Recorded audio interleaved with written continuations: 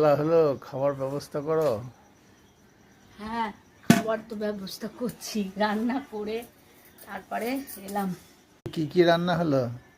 আজকে অনেক কিছু রান্না হয়েছে। লেবু নিলাম, মুসুরির ডাল করেছি পাতলা করে, তাই লেবু আগে কেটে নিয়েছি। দেখাচ্ছি কী কী রান্না। ভাত তো হয়েছে, এই যে এখানে ভাত।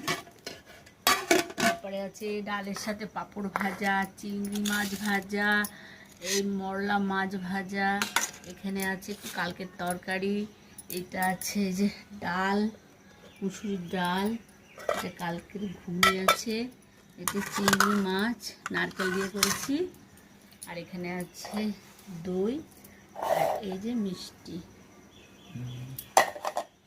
তো বন্ধুরা, আজকে মুসুরির ডালের সাথে থাকবে হচ্ছে কাগজি লেবু আর আর মাছ ভাজা। এই মাছ ভাজা মচমচা করে মাছ ভেজেছি এই যে।